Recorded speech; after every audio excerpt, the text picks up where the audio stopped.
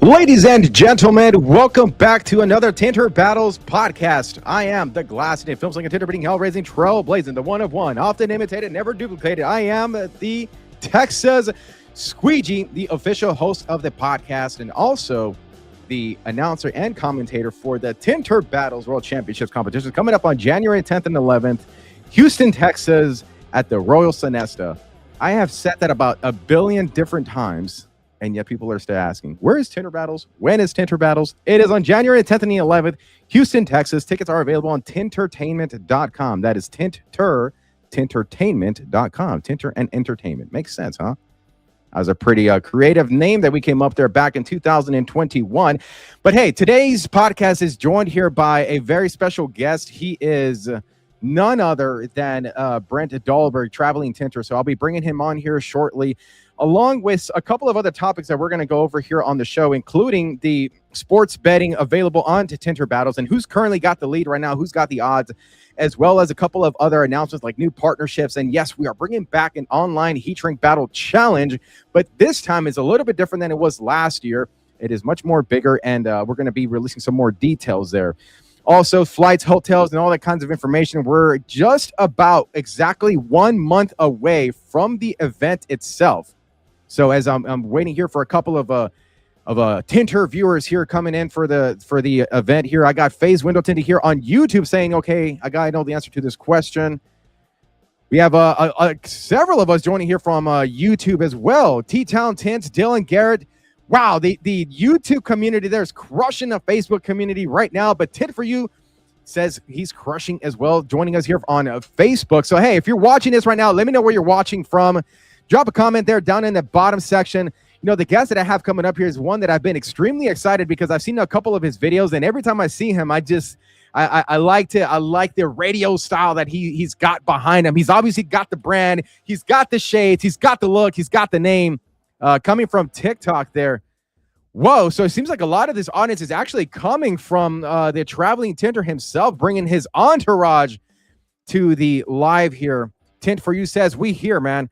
T-Town says, I'd rather watch on YouTube, Toledo, Ohio. And of course, because YouTube is much more of a shareable format, you can put it on, especially if you've got YouTube Premium, man. I don't know who still watches YouTube with ads involved, but ever since I got used to the no ads, and I watch YouTube all the time, so I had to get a YouTube Premium. I still have some people, though, including some of my very own friends that are just hanging on to that last shred of their memory when YouTube was free and no ads. But hey, those are the good old days of yesterday. We got to get it with the times of today. LXXPY TV on YouTube says that dude's crazy with TikTok. He's talking about Brent Dahlberg, the Traveling Tinter. Fernan says, watching YouTube, commenting on Facebook. Fernand's got double the stream there, doubling the viewership. Fernand, I hope you're not doing the same thing with your betting platform, but if you are, hey, we got to get those odds up there, my boy. T-Town says, I'm with you on Premium all day. Hey, man, Premium is the way to go. And sometimes, like, whenever I watch videos with a couple of buddies of mine, or especially when you're watching music, this is the worst one. When you're watching music, when you're listening to music on YouTube on somebody's account who doesn't have YouTube Premium, and then right in the middle of the song, they drop an ad. It's nuts. I hate it. It's like one of those. We have to like stop the time. Hold on. Pause the rotation of the earth for a second. What the heck's going on, man? Like, you can't have YouTube music and then have ads like right in the middle of the songs. And they purposely do that as well because, hey, if I was CEO of YouTube, I would want you to be signing up. So I'm going to put ads at the literal worst place that entices you to become a subscriber there. But hey, to each their own. Texas Tint Lab, he says he was just in Brent's live. Ellie Adbella here saying, what's up, Tint family? And LXXPY TV is actually Uncle Lou, the Tint attorney. Hey, Uncle Lou, Chase.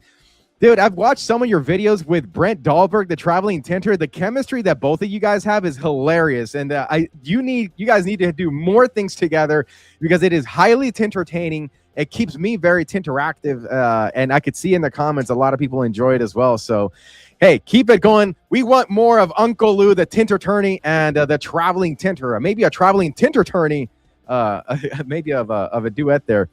Dylan Garrett says from YouTube says he is they are a duo for sure. Hey, those of you guys that want to get featured here on the podcast show live, I'm opening up the phone lines, as they say on the radio shows there, for anybody that wants to join on the live.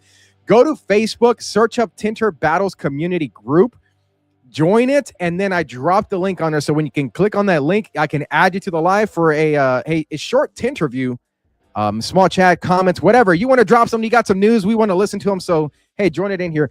One of the things earlier that I was hoping to have here for the show was commentator David Carley, who's my co-host, co-commentator there for Tinter Battles, January 10th and the 11th. So he's actually was able to put out, he's working on putting out some fires because he's an everyday window tinter, just like myself. We're shop owners. We are involved in the interesting world of window tinting. So, but he was putting out a couple of fires, and so he might not be joining us here for tonight. We'll see. But again, I've got the phone lines open. Anybody that's got access to that link can join us here live. But hey, without further ado, let's go ahead and let's get this show started. So I'm going to kick up the music here just momentarily, because it is my pride and joy to finally be meeting for the first time to welcome the newest trainer to the training and to the God dog. He's got me nervous now. This is a first for the Texas Squeegee. He is the newest trainer to the TINT and PPF Training Seminar happening on Tinter Battles, January 10th and the 11th.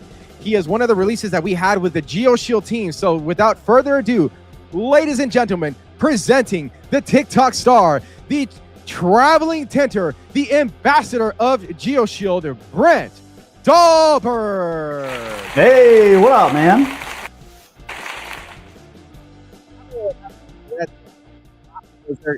Cut off out of nowhere, like interference that we're experiencing here on the Tinter Battles network. God dog. Uh-oh. I can hear you. Can you hear me? Yeah, man, we can hear you just fine. But hey, dude, so I brought you in here, and obviously I kind of gave you like my version of the Texas Squeegee sort of introduction. Not over the top, not too much on the list, somewhere right in the middle, kind of a medium rare cooked type of intro. But how would you is there a way that you yourself kick off your TikTok shows or your live streams or something like that? Is there like an introduction that you do? Because I want to hear it. You got the radio voice, bro. Like, I want to be Tinter. Man, I've never had an intro. I have a script when I'm actually tinting, but I don't have an intro to the live stream, unfortunately. Dude, you got the voice, right? It would sound something like this. I'd say something like, "Welcome to the Traveling Tinter Live." Yeah, hell yeah. Yeah, like all right, dude, can you do a Tinter Battles version? Like Tinter Battles version? Yeah, like right now, like we're live, but like let's go ahead and rewind. And let's go to the beginning. It's and let's Tinter Battles podcast live with Carlos, the Texas Squeegee. Fuck yeah, dude. That's awesome. Well, anyways, man, welcome to the show. Welcome to Tinter Battles. Welcome to the Tintertainment Network. And I'm super happy to finally be meeting you. Jordan Shady J Jernigan has been the one that's been telling me, he goes, dude, you got to meet this guy, man. He's got an energy that's like very similar to yours. He's got the voice. And so I would come up with a couple of your videos, and I was like, dude, this guy's definitely got the voice for like podcasting, radio, talk shows, that kind of stuff, man. So is this the first time that you've been told this? It can't be. No, I get comments on TikTok that I sound like a radio announcer or a sports announcer or something. But see, the thing I like about you and your voice, your character is you got that like WWE kind of like UFC style vibe about you. Mine's more like an infomercial, I would say. Yeah. Yeah. Hey man, it's like your style, which is super valuable, bro, because like a couple of years ago there really wasn't like commentators, like, and we're talking in our industry, there really wasn't like commentators, announcers, like, people of that nature. And so like it's pretty cool to start seeing others. I don't know. I'm a fan of talent, period. So if you've got a certain talent when it comes to like showbiz or entertainment, like I'll be your like front row seat. I'll be a fan of what people put out. But was this something like is this something that you worked on yourself, or like did you have influences growing up that kind of got you into being more of that? How did that come about with you having just, I guess, welcome, the thing? I don't know, man. I mean, I've always just been kind of, I guess, obnoxious in that form. kind of salesy, kind of showy, and before I was a tinter, I was in sales, and I used that energy to be successful in that environment. And I don't know, it's a lot more fun to be eccentric sometimes than it is to just tint windows quietly, you know? Yeah. Yeah. I mean, so it sounds like you're like a fan of show business, like entertainment, show business. Like you seem like they have a natural like flack for it. Yeah. I'm not super shy. I don't know. I like making people laugh, and as far as TikTok goes, doing it in a way where I felt like I was kind of helping people on a daily basis in real time made it even more fun. So yeah, the two. Yeah. Well, I mean, was there influences that you had coming up? Were you a wrestling fan? Did you watch movies? Like, what were like, maybe the style that you do now was that something you just crafted on your own, or was there kind of like influences that sort of started shaping, the traveling tinter? I don't know. I think it just happened. I don't think I never intentionally made a script, and I never intentionally used a showy voice. It was just kind of like, I mean, you have a natural announcer voice. So I don't know, it just kind of became normal, I don't know. Yeah, yeah. When I was like, so for a while, man, like, and it was something that for me, like, it wasn't something that I was just, you could say like born with in a way. Like, I had, influences from like WWE, and I like the announcers, and Bruce Buffer was a huge influence. But like a lot of the discoveries with what I've been able to do with these shows, man, it's just been, when you're putting on like a Tinter Battles, you just see like a role that needs to be filled, and when you don't know who to fill it with, you just like, okay, well then I guess if it's a problem that needs to be solved, like I'll do what I can to solve it. And see, for me, that's when I started like studying the careers of like Howard Finkel, which is like an old WWE announcer, Bruce Buffer, which is a UFC guy, which Bruce Buffer to me took like announcing to a whole different level, man. Like, oh yeah, I mean, like Michael Buffer was before it, so that's his brother, which kind of funny. Okay. They didn't know they were brothers until they were adults, man.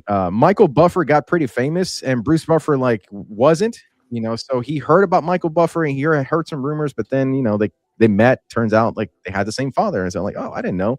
And then Bruce Buffer took Michael Buffer in as a talent, started managing him. And, it's been ever since then. But yeah, that's how like Bruce Buffer ended up going into the UFC. But man, I love his style, dude. Like, anytime that somebody takes something and turns it into like something magical or special or an experience, yeah, that to me is like marketing 101. It's branding 101. It's the ability to remain memorable in the world of saturated media or like constantly getting sold to. It's like what makes you different. And so like that was one of the things that I picked up from wrestling from very early on. But even like, you could see it in Bruce Buffer's own career, how he's turned his things into slogans, and now even the production team does things with his introductions and stuff like that. It's pretty cool, man. Yeah. So we got Marco here. He remembers watching Brent making content with his son a few years ago. Been a fan ever since. Hey, awesome. I think this is Bethany Dahlberg. Is your wife? Yeah, that's my wife. Yeah, Mrs. Traveling Tinter. Yeah. Oh, Mrs. Oh, yeah. That's her name on TikTok. Yeah. There you go. I've seen that before. Yeah, I saw that the other day. Mrs. Traveling Tinter, dude. So where was the roots of Traveling Tinter? Like, where did that name come from? What inspired it, and how did it get to where it's at today? Honestly, again, wasn't intentional. Just happened. I could show you an old logo, but I was probably 2 or 3 years into business. And I decided to begin offering mobile service out of my tent shop. So I picked up a 6x12 enclosed trailer. I put a graph tech in it, wrapped it, and turned it into a mobile tent shop is what it said on the side of it. And with that, I wanted a way to just kind of advertise the mobile like locally. So I started just putting out the logo Traveling Tinter. I wanted mobile to really be pronounced in those ads. So that's why I created that logo, was just to promote locally mobile service. That was it. And then when I went on TikTok, I already had like travelingtinter.com and stuff like that. So I just made that my TikTok name. So it started from like, so you were doing like retail work. It started with with doing tinting, like, for customers? That's where the name started, because you were mobile, so your way of branding that sort of mobile was the Traveling Tinter? Yeah, because my shop was called Precision Tint right there. Oh, nice. And yeah, and so I wanted, everybody knew Precision Tint locally, but I wanted the mobile aspect to get attention, look past the logo, get their attention right away with the mobile. So I made a whole just Traveling Tinter logo that was associated directly to Precision, just to advertise, and that was it.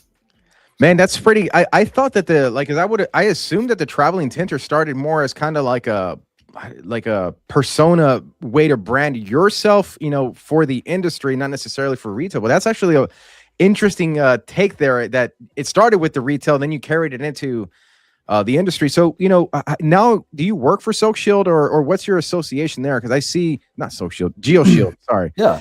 What's your association there? I've been seeing a lot of your videos coming up where you're talking about like architectural films, and it's very professionally produced. Yeah. What's your relationship there with Geoshield? So I train the academy classes once a month, the tint classes.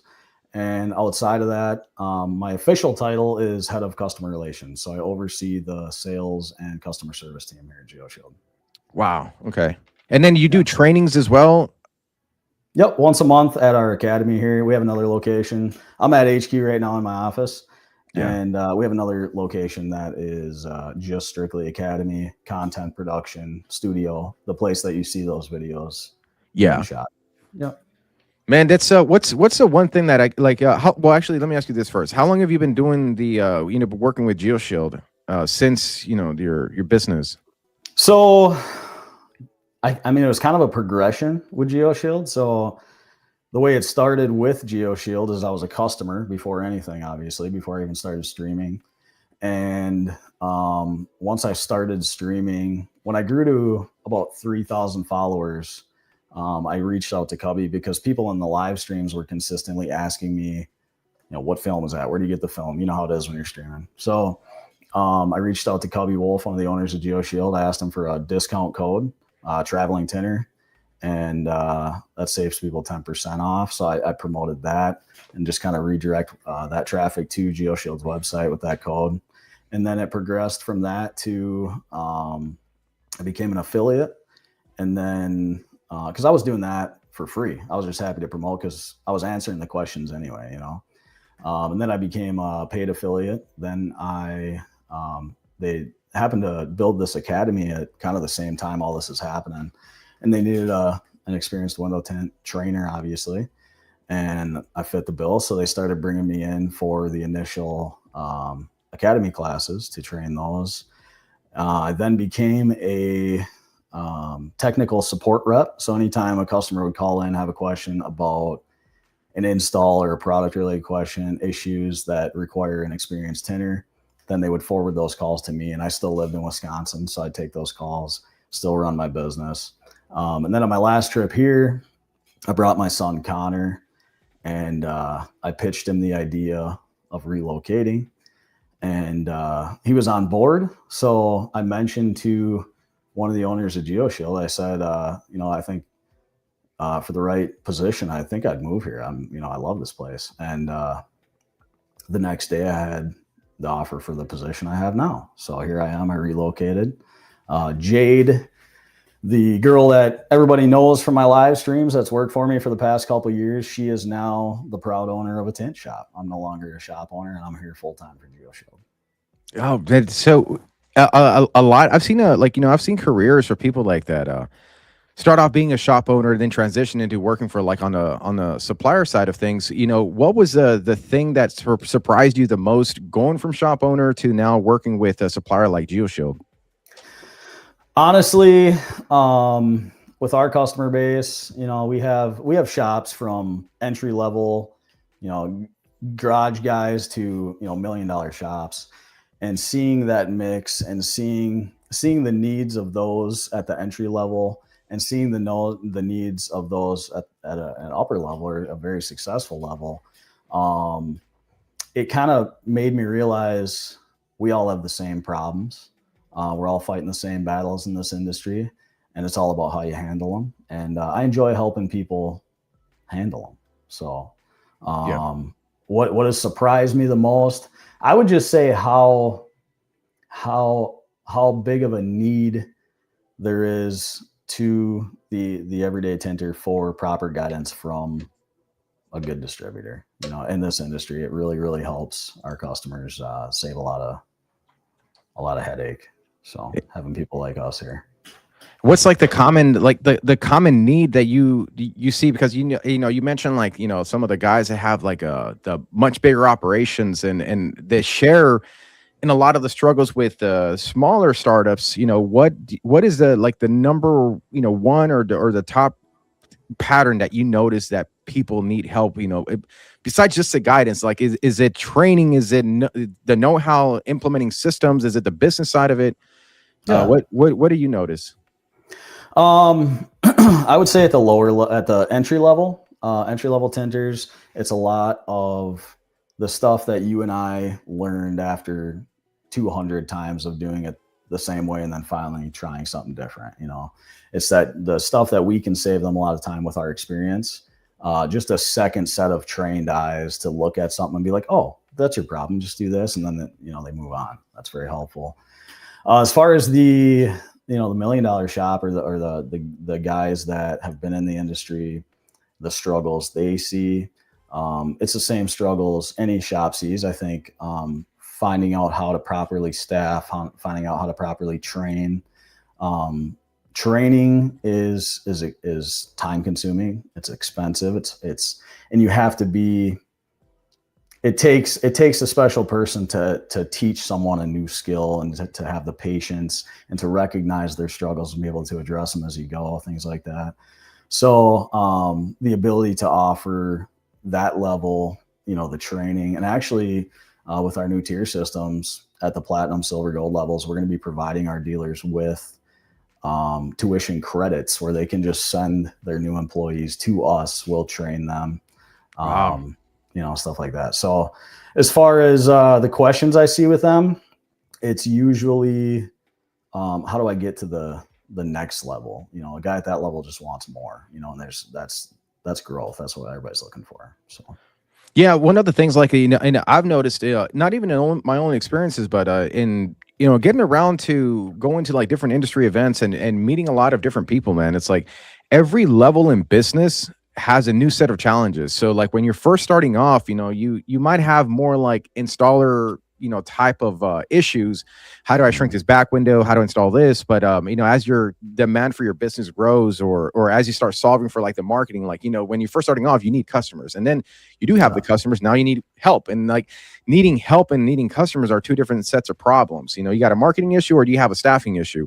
And so as you start to grow, like every like, almost like every step of growth unlocks a new set of challenges. And that's where, like, one thing that I've noticed with a lot of different people is that you'll see the ones who progress through the different levels, and then they sort of unlock that Rubik's Cube of business. And then there's other people that, for either lack of resources, or maybe this is where they're just happy, where they just stay stagnant, or they'll just stay there, So we have Dylan Garrett there who says it took you 3 seconds to fix a problem that he had for 3 years. So obviously it's highlighting your expertise and as ability as a trainer, which, by the way, for those who don't know this, it doesn't matter if you are like the best window tinter in the world. It does not mean that you make for a good trainer. Like, being good at tint does not mean you're a good trainer. They're completely different skill sets, because the ability to train is the ability to communicate.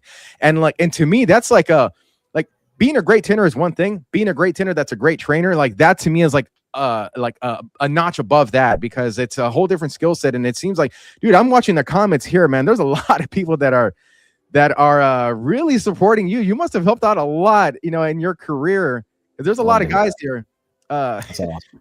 Dylan there on the chat there, before you move on, if you don't mind. Dylan sent the very first Geoshield class. So I did a beta, just a beta test class in Wisconsin, had 2 guys. And then our first class in the actual academy at Geoshield, Dylan sent his wife and his niece that both work at a shop. Neither of them had ever touched tint. And the day after class, they got back, they called me, and they had a full day of tints booked. They were doing windshields and stuff. And I helped them through a little thing. And then the next class, Dylan, because he was a bottom loader, which for the record, we teach bottom loading in class as well. We have a whole day on it. I equally support bottom loading, but he was not a two-stager.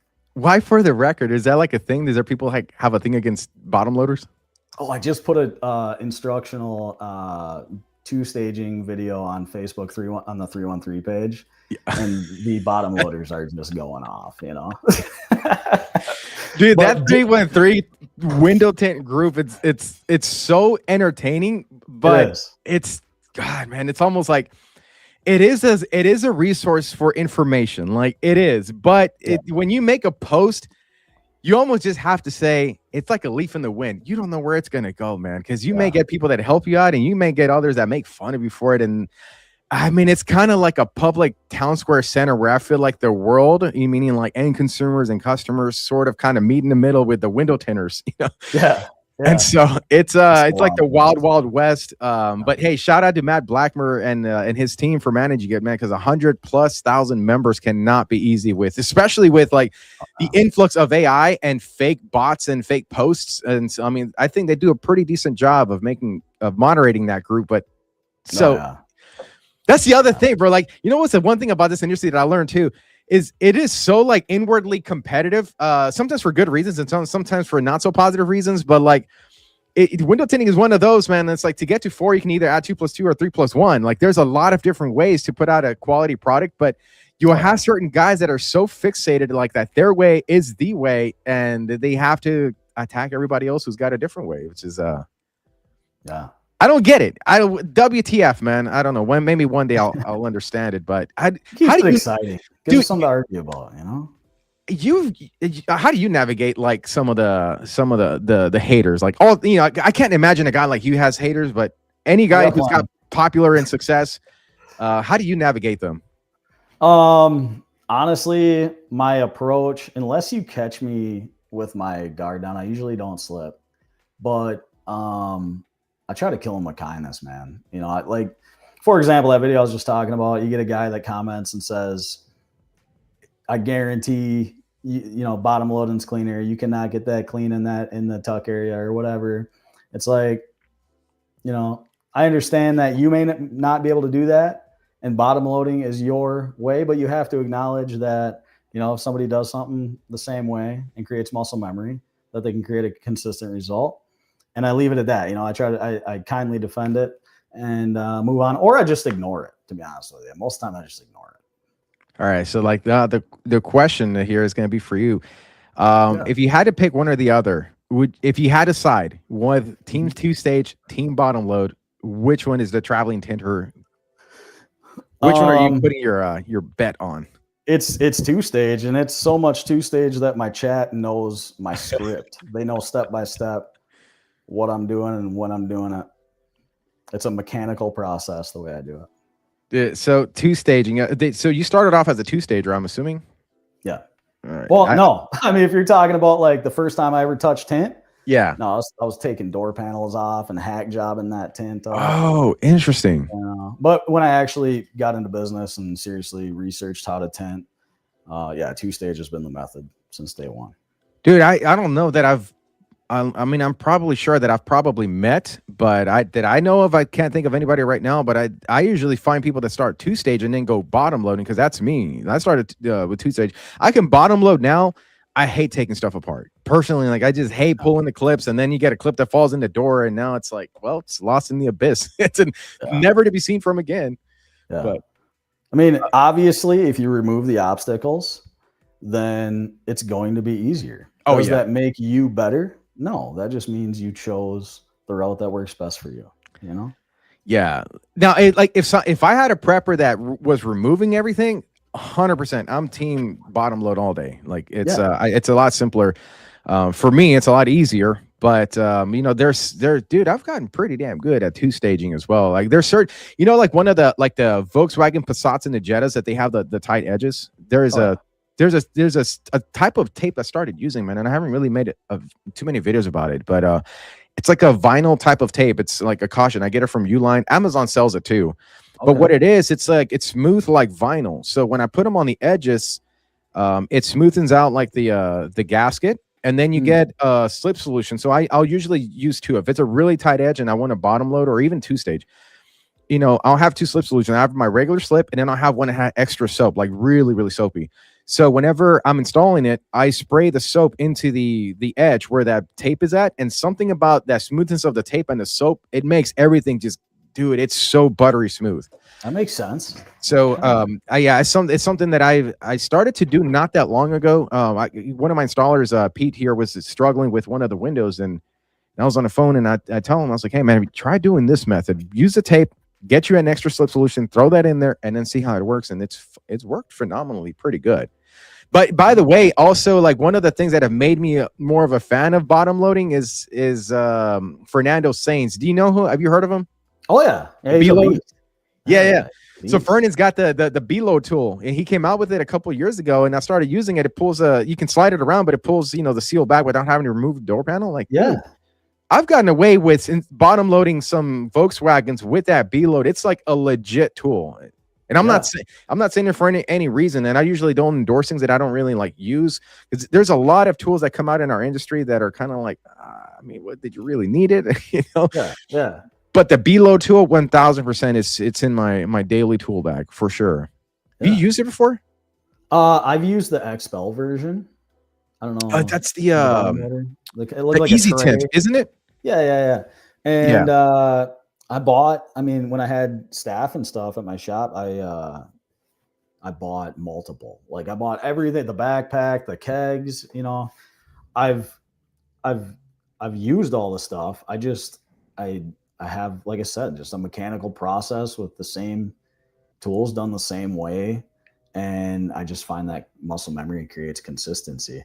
Now, is there situations where that method is definitely not the best option? I can think of an example. I tinted a brand new, as like a Audi is a SQ, or the station wagon, like the fast one, like the you know what I'm talking about? Yeah. This is like the longer, right? Yeah, longer station wagon, like race car Audi. But the front corner on the front doors is about this tall, you know. So 2-stage probably not your best idea.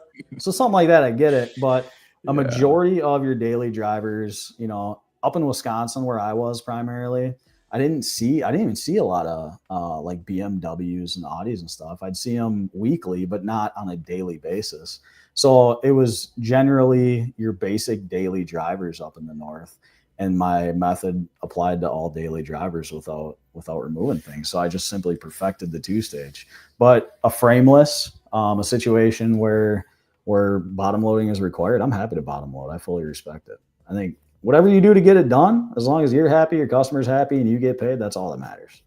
Yeah. But, and at the end too, man, it's like every technique and every method is just like an arsenal of knowledge, you know, because like, the more that you can learn, the more you can acquire, the more skill sets, because you will run into those situations too where your go-to approach is just not getting the result that you want, you know, and that's whenever you kind of start going back to, all right, let me try plan B, let me try plan C, or let me connect elements of plan D with plan B, you know.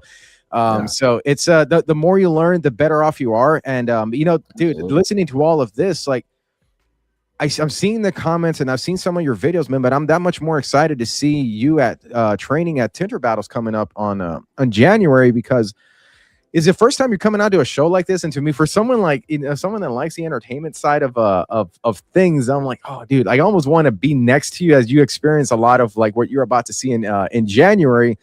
Yeah, I love people's reactions and I love what their perspectives are and experiencing things like that. But yeah, man, I'm excited to have you on January 10th and 11th. You're going to be training on Geoshield products. I'm assuming you're doing car tinting, but do you do any flat glass as well? I do. Yeah. I offered flat glass at my business. Very confident, fluent in flat glass as well. Yeah. As far as what I'm doing as far as training goes. Dude, I have no idea what I'm getting into. I have no idea. I'm so excited. I can't wait.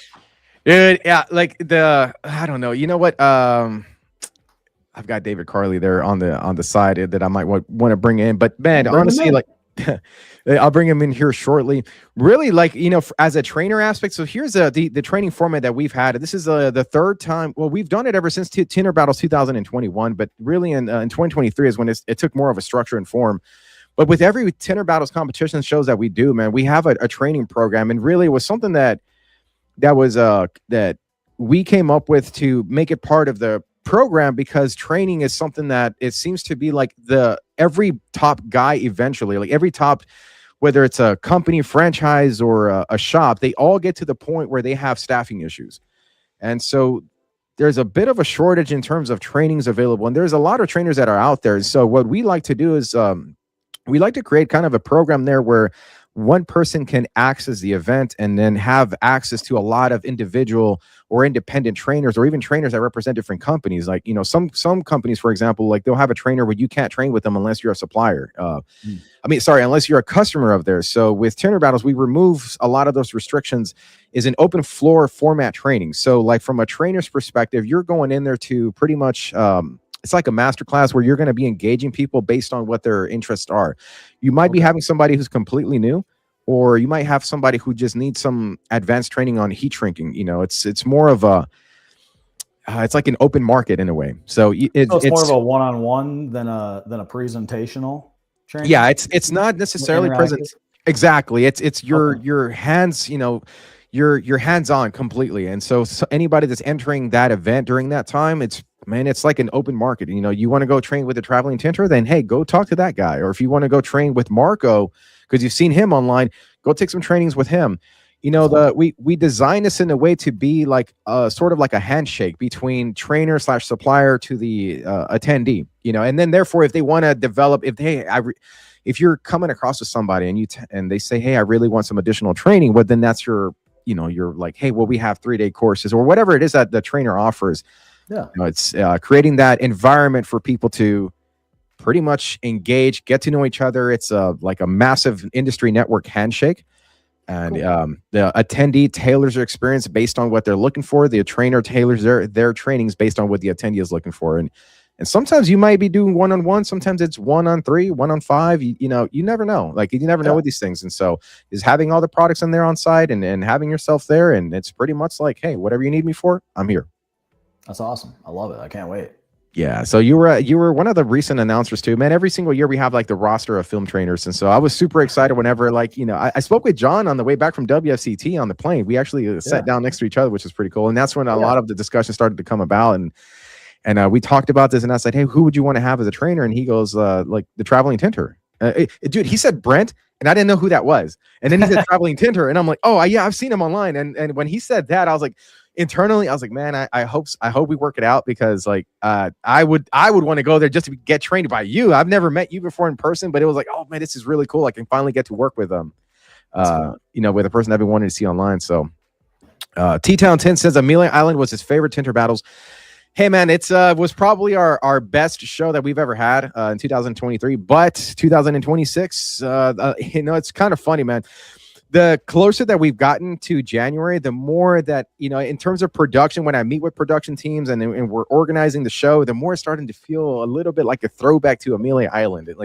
It's going to be different, but there are certain elements that are very, very close to that. So Trent Bennett says Brent is a man. Guys dude, you got a lot of fans. You got a lot of fans. Jordan says he's gonna love it, but anyways. Dude, so I can't wait to meet Shady. I heard he's about this tall. I guess depending on how short you are, I don't know what this all means. No, Jordan's cool, dude. He's been at every single show that we've had since the very first one. He's this is going to be his 5th consecutive one. He's always coming out, and he actually commented earlier, maybe not him. Somebody commented earlier saying that they've been following your career for some time, and it's been pretty cool watching your career sort of flourish. And Jordan, for me, has been definitely that guy for me. He's been one of the guys that I saw him whenever he was an installer for a shop, and then he started getting involved. And he says that you helped him out a lot with content too. Really? Yeah, I mean, I guess so. I mean, that's what he says. He says, Jordan, done a couple collabs. Carlos, Texas Squeegee never lies, bro. What are you talking about? No, but dude, it's going to be so much fun, man. I can't wait. And then so the training progress is between in the mornings from 9 to 12, so 9 to noon. So you got about 3 hours worth of training on Saturday and Sunday. And then from 1 p.m. forward is all competitions. So, oh, dude, it is definitely like a competition type of show that you've never seen before in our industry. That's do, for damn do you sure. do you get nervous once the competition portion starts up and you're kind of on the spot? How about you? No, man. Like when I'm in the middle of it, Yeah. it's like I've heard UFC fighters describe it the same way too, and even like musicians. So like when you're on stage and you're in the middle of it, you're just in the present moment. It's one of the things that like it's one of my favorite aspects about doing the stuff that I do with these shows, because whenever it's showtime, and that's like usually the last thing I say right before we go. It's like, all right, showtime, and then that's what I tell my staff whenever before, and then we go in and we do our thing. But I'll get a little nervous beforehand. Whether it's nervous or excitement, sometimes it's hard to tell because both of the feelings live right next to each other. They're cousins. Yeah. But dude, once the cameras are on and the mic is on, it's go time. Like it's just being in the present moment and living it with everybody. And there's a song that I usually come out to a lot. It was from Edge, the wrestler, but it's I think the lyrics go something like, on this day I see clearly anyway, the point is it's like you're looking like it's like you're fighting and you're crawling for that next moment to feel alive. And that for me, every single Tinter Battles is that way. And we love to put on I'm a believer of create great moments for people, and it creates great content. That's where everything that we do with the event is to generate that kind of atmosphere that is very high energy. It is very impactful. Every single year there's multiple people that come out of this thing. Did they end up going viral? Like one guy ended up picking him like 30,000 followers. They posted something of him shrinking at a Tinter Battles. And like that, when I see stuff like that, man, I can't tell you how many times that I've seen people that get something for their long term out of these shows. And so everyone is different. And man, we're always coming in to challenge something with the industry. That's awesome. Like, one of the things this year is, or this coming year is security films and competitions. It's never been there. It's never been done, but January 10th and 11th, man, we're going to have security films on the flat glass side of things. So no kidding. That's awesome. Yeah. Hopefully we don't get any cuts. Have you ever gotten a security film cut? No, I've had plenty of razor blade cuts, but I've never done security film, as far as dude. Well, you've gotten plenty of flat glass, but never security. But you've gotten cut from like films, right? Oh yeah, that's like your initial. You're not a real tinter unless you've been sliced with film, right? Oh yeah, usually in the webbing or something, or right on the crack of your finger right there. And this is like the worst ones too, because your hands stay wet, so like your fingers have a hard time adjusting. But dude, security films, it's like it's much thicker, obviously. So like the slice it's a lot deeper, bro. It's like a butter knife, huh? Oh man, yeah, like a butter knife like a hot butter knife going through butter, bro. Like it's oh man, that's just we might have to have some first aid kits there for the show, but yeah. I can see dude, that. what were your thoughts, man, whenever you first heard how did you find out that you were even coming to Tinter Battles? Who was the one that told you? I actually found out at just one of our leadership meetings. We talked about it. And yeah. Were you like super excited? I was WTF like, yeah, is that? No, baby. I was totally in. Dude, are you heat shrink battles, by the way, it's a head-to-head competition for the in heat shrinking and stuff, and so but that one's an open training it's an open entry format. So it is. Oh yeah, bro. If you want to go in, hell yeah, dude. Can we get a squeegee that for the Traveling Tinter at the heat shrink battles? Comment squeegee that if you want to see Brent battling it out. That's awesome. I didn't know that. Yeah, it's an open format. We're having qualifying stations in the first half of the day during the trainings, but the top 16 shrinkers are going to advance and move on, and they're going to be competing in the official prelims. And the way we're doing it, we're splitting up the windshield on the Model 3, right in the middle, right smack dab, right in the middle in half, and it's one side versus the other. Whoever can shrink it the fastest without damaging the film and shrinking it past the cut line, and laying it, flattening it down, eliminates their opponent. Yeah. Dude, torch, heat gun. What are the rules? Torch, they're both acceptable. All right. It's what I like to call like the MMA of tint competitions, because it's one of those, like, for me, like whenever I first created it, man, I wanted to create a contest or some type of tournament battle where it's like very entertaining, but also that it's in tune with the evolution of the industry, because as new tools come out, new techniques have come out. To me, it's like it's a way to be entertained, but much more importantly, it's a way to like really learn, because whenever you allow people to pretty much install or compete however they feel best, like that's how you get their best version. So if somebody's more comfortable with pull shrinking, do that. If you're more comfortable with torch shrinking, do that. And it just creates like I mean, it just, dude, like that debate. Heat gun versus torch. Which one's better? I was like, well, tune in on January 10th and 11th, and I guess we'll find out who was better this year. I don't know. Yeah, I love it. That's awesome. That's exciting. Well, what's your weapon if you're entering? I'm a torch guy now, man. I was a heat gun guy for most of my career. Then I picked up a torch, and actually, Mr. Sains, I really like that hot air burner tip that he kind of mainstreamed. He was the first one to start posting about it that I saw, and I got one of them. Yeah, and that was like, then I never touched a heat gun again once I had that thing. You know. Yeah. Right for the job. I love that thing. Dude, there's been a lot more torches coming out, like the crazy ones coming out from the TikTok shop of all things. Oh shit! Yeah, look at that thing. What a beast, huh? So do you actually like install or shrink with it, or is that more like a kind of like a novelty item? No, this is an actual torch. This is a Sievert. No, but like, do you tank on the back? Do you actually use it? Like, would you use it in your everyday installs or? Because I've got torches. When I left, Jade got to keep everything except my torch, sir. Oh yeah, I shrink with this baby, dude. Because I've got torches too, man. But it's like they're the kinds of torches you won't see me using them outside the cameras. And then whenever I need to use it for like an actual install. I was in the middle of the workday. I'll just use like the regular. I use a TS 4000, but okay. The crazy torches are the ones that I'm like, oh, are we filming? Yeah. Okay, let me go get the crazy one. Yeah, no, that thing, the reason I like that tip is because if you're used to a heat gun, for new guys that are trying to go from heat gun to torch, it's a good step to an open flame torch, because that tip directs the heat exactly like a heat gun does. So you can be very strategic with your placement of your heat, but it's like a heat gun on steroids. You know what I mean? Oh yeah, dude. Yeah. That's the thing about like with heat shrink battles a lot too, man. Like David Carley has this famous line. He goes, "There's only one way to win, but two ways to lose." Because with heat shrink battles, you lose by either you get beat by your opponent or you eliminate yourself because you damaged the film. I don't think that we've really seen many people with a heat gun damage films and get disqualified that way. It's usually always with the torch that are guys that are moving really quick. They burn the film and then the round is over because they basically, in essence, they eliminated themselves. But that's what makes this show pretty exciting, because like the torch, I mean, the torch is the fastest way to shrink, but it's also the riskier one.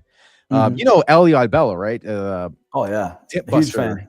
Yeah, that guy's incredible, dude. His shrinking is like legendary. I mean, yeah, he's cocky with it too.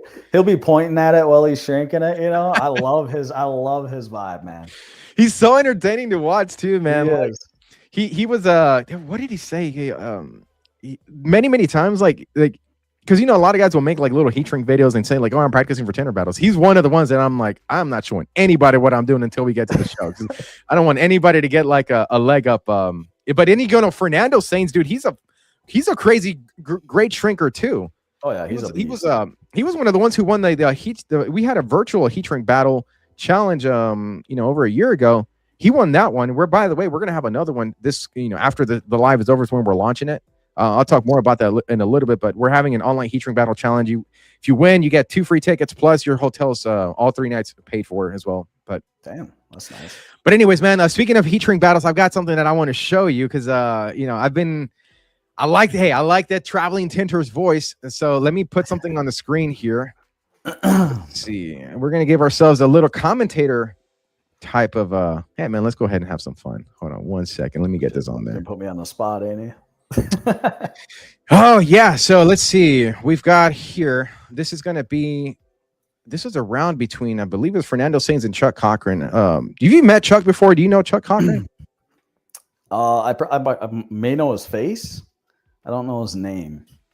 Yeah, he's dude. Chuck's he's such a legend. He's so good, versatile in auto, flat glass. I think he's done PPF. It wouldn't surprise me. But he's a tool inventor. He manages like large scale commercial projects. He won the Tinter Battles in 2022 with his partner. But anyways, here's this is Fernando Sains. This is from Tinter Battles Amelia Island. This is a heat shrink battle. Fernando Sains versus Chuck Cochran. Starting in 3, 2, 1. Action. Can you hear it? Let me know if you hear any noise on this. I don't think so. You hear anything? I do. I hear it. Okay, perfect. All right, so that's Chuck Cochran right there, and he's pulling out the film. This was Matico that they were using. So at the time, you know, everybody had to use the same film. So Chuck Cochran, that's him right there. He was laying out the film. At this moment right here, by the way, he was the defending champion. Okay. But he was defending champion of the team's auto division. This is the heat train battles. So it's a separate division right there. Fernando Saint, this was his first time, and probably his first time ever competing, period, because this was his first show that he had ever been to. But watch that bottom technique right here. He's going to pull it. He's going to stretch it. This is what we all learned right here at this show. Pulling the film right there. He's moving it downward, and then he's going to tack it. Dude, so he learned that technique that, I would say, I think it was that day, by the way. Ferdinand, if you're watching, man, let us know what was going on here. But, dude, watch that bottom. You see the stretch? Holds it, tacks it down. And I think he got rid of all the fingers on the bottom. This is on a Toyota Camry. That's incredible. He hasn't even touched it with heat yet. Nope, not yet. And dude, the guy that won was the one who trained him on is Dami, and he won basically using this. But the main difference in terms of the competitors between Dami and Fernando was the height difference. Like Dami is like 6 foot plus, and Fernando is 6 foot under. He's making the best of it though. He's got his arm all the way across the screen. Oh, dude, and that Steino heat gun. It's probably one of the. I would say it's probably the hottest heat gun, isn't it? Steino, absolutely. There's a couple different versions of it. Any Steino is good for me. I mean, what would compete with the Steino in terms of like its heat output and the wind power? Probably the fusion heat gun, I would say, would be a comparison. Yeah, it's like dude, but man, that was pretty heavy though. I think. Yeah. I don't know if it's much heavier than a Steino. But yeah, Fernan, there's like he's just started pulling up that top right section right there. You know, this is something that we're going to change here for the next event because you don't see Chuck on the other side. But coming after, you know, it's one of the things that we're improving for the show is that we're going to be having both competitors. You can see kind of the neck and neck. I believe Chuck though. What happened? I think with Chuck is he ended up getting disqualified, I believe, because I think he damaged the film. So yeah, so Fernan won that one, but that was his first time competing there. I think that was like Fernan, dude. After that, man, he was hooked.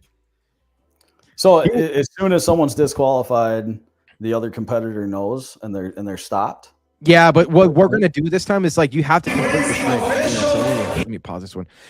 So whenever for the heat shrink battles this time around, if you get eliminated, for example, if a competitor gets disqualified, the other person still has to finish their shrink because we got a log of time. You know, what ended up happening, especially like at SEMA, because I ran a heat shrink battle challenge over at the Expo booth. Sometimes you had a person that got disqualified because they damaged it, and the other one damaged it too. So that one was ruled a no contest, and both competitors got eliminated. So yeah, I mean that's what ended up happening. So if the other person gets disqualified, the one remaining still has to finish the shrink to in order to pass and move on to the finals. And whoever moves on, if you win a round on January 10th, which is a prelims day, you're automatically going to enter into the finals. So nice. Yeah, dude, I got one more that I want to show you. This is going to be Dami. So Dami, Tint Pro, he was the one that was showing that technique there. So this is obviously the Texas Squeegee there. Amelia, I only have the giant screens there on the back. I'm going to get rid of the overlays here. Boom. There we go. Much cleaner. So this is Dami. Dami was the one who was teaching everybody that pull kind of a stretch technique. But dude, whenever this was posted online, it's like the haters descended on the comment section saying that would never lay, that it's going to have fingers. My argument was that if it's laying on the exterior without the tack of adhesive, it's going to lay on the inside. What are your thoughts about that? Absolutely. Yeah. It's been proven time and time again that the film does not need to be smooth for the glass squeegeed out at the end. By squeegeeing the film through the glass, you're essentially just proving that it's ready. It doesn't make it any more.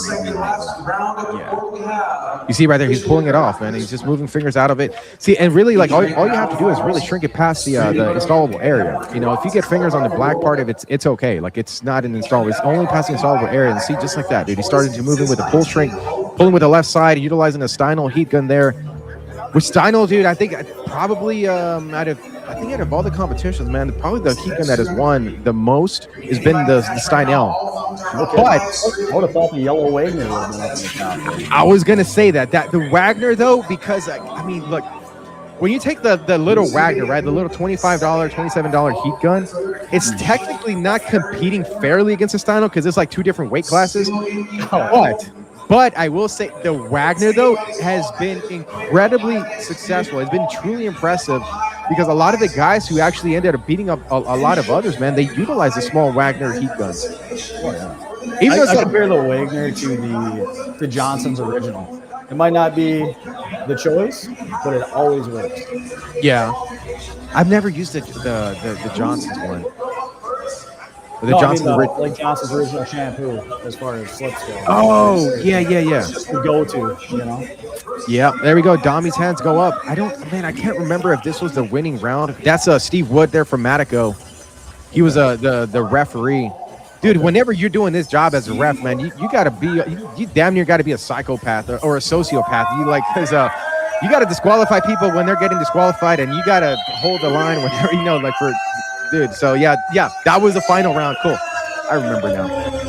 That's why the lights are going on there. But so dude, Steve, you said he was the judge there, the guy, the Matico guy. Yep, Steve Wood. That's it from Matico. In the industry. Long time. Probably, man. Probably. A lot of these guys have been here for a long time. But yeah, that was the heat shrink battle round. Dude, speaking of which, man, check this out. Oh, I gotta pause that second over there on the other side. I've got here this is the official heat shrink battle belt that's gonna be on the line. Oh, that is sick. I love the red. Yeah, dude, it's gonna be on the line there. We're gonna crown it as soon as we get that final round. We always do best. The final round is best 2 out of 3 because if you won one round, no, we got to make sure if you're gonna be the champ, it can't be luck or it can't be fluke. You have to repeat it twice. And so, yeah. Can you tell me about the rounds? What do the rounds consist of? So rounds is just pretty much head-to-head competition. So it's a Tesla Model 3 front windshield. We're splitting it right down the middle. So it's one half versus the other half. It's 3, 2, 1, heat shrink battle round, go. And then it's, the competitors just shrinking independently. And whoever gets it past the installable area before the other one, they win. They eliminate their opponent. They move on to the finals. And then in the finals, it's tournament bracket style again until we get to our final 2 remaining. Those guys battle it out on the best 2 out of 3. And then we award the belt. That's awesome. Yeah. Global's Global's going to be stepping in, and they're providing some cash prize. So we'll be announcing that soon. But nice. Yeah, man. Heat shrink battle. Dude, the last rounds in these competitions, the last rounds is always the most dude, you're just glued, man. You're just watching because it's especially when one wins and then round 2 the other one wins, and then it's now it's down to the 3, the final round. This is what's going to determine heat shrink battle champion 2026. Dude, I'm just getting flashbacks just talking about it now. Awesome. So and now it's going to be, you're going to have a lot of eyes on it. It seems like your event's getting more and more eyes every year from what I can see. Yeah, dude, it's been this year. It's kind of crazy, man. This year it really blew up. It's gotten a ton of mainstream publicity. I lost count of the celebrity engagements in some of these videos. But hey, my top 2 artists is Drake and John Mayer, and both of them. If you go, I can show you the video too. If you go and you search the likes on the certain videos, you'll find them in there, man. It was when I saw that come across, I was like, what? That's crazy. Our little industry has gotten in front of these big names. That's pretty cool. That's super cool. Yeah, but anyways, man, I'm going to bring David Commentator Carly here just to meet you for a second, and then we're going to close out the show. So without further ado, hold on. Give me 1 second. Producer Squeegee there getting on the back here, self-producing his podcast here. So without further ado, ladies and gentlemen, introducing to the stage none other than Cool View's very own. He is the co-host, co-commentator of Tinter Battles World Championships competitions. Ladies and gentlemen, presenting the energetic, the handsome, the playboy, David Commentator Harley. Don't get sucked into his head. It's this big, man. Just don't do it. Don't do it. Don't fall for it. Hey, David Commentator Carly, what does the playboy of this industry have to say, man? I'm nothing but a headlight on a northbound train, bro. You know how it is. Dude, Brent, That's are you a fan of course, everybody's a fan. What kind of music do you like? I got a little Creed radio playing in the background right now. I like a little bit of everything, dude. Dude, do you like the Grateful Dead? Grateful Dead. That's a little before my time, if I'm being honest with you. no such thing. No, no such thing, bro. The music never stopped. I feel you. Dude. No, I don't know the music very well. It's okay, man. Carly, like but this guy right here got me hooked on the Grateful Dead. And then I mean, they still perform to this day, but under a different brand. It's called Dead and Company. John Mayer is like their lead guitarist now for that show. But that's cool. Yeah, dude.